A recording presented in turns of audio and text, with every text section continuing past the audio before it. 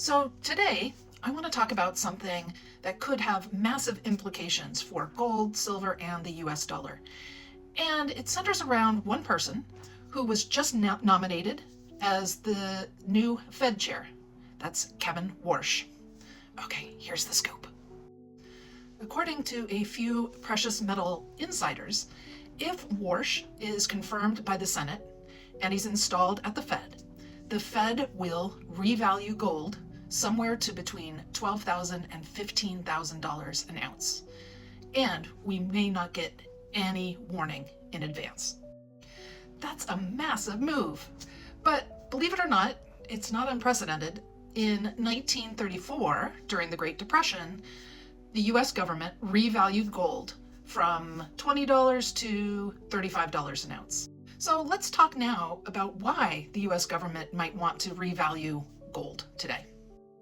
Currently, reports are that the US government holds about 261 million ounces of gold, which at today's prices would be worth about $1.2 trillion. But if gold was revalued to, let's say, $15,000 an ounce, that would be worth closer to $4 trillion. Okay, here's where we bring in the national debt. The national debt is at over $38 trillion and counting. So repricing gold obviously wouldn't solve the debt problem. But it would strengthen the US government's balance sheet, it would improve public confidence in the dollar, and it would give policymakers more room to maneuver in our very stretched financial system. If this was to happen, silver would benefit as well, probably tripling its value too. Before I go any further, let me introduce myself. My name's Kim. I am not a Wall Street insider. I'm just a regular person who a few years ago got curious about metals and started stacking a few silver coins.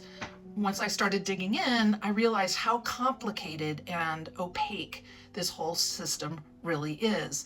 So my goal with these videos is to help make sense of all of this craziness, so more of us can understand what's happening and we can all make more confident decisions.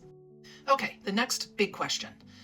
Would something like revaluing gold need to be rolled out during a major black swan event like a banking crisis, a war, a market freeze? Honestly, the answer is yes. This isn't because the Fed can't do it when times are calm, but a crisis helps shift the blame away from policymakers so that the backlash they get from the public, like you and I, is minimal. It also helps keep confidence in the dollar by making it look like the government is rescuing us from something bad that was just about to happen. Now, to be clear, I'm not predicting that gold prices will be reset this coming year if Warsh is confirmed as Fed chair.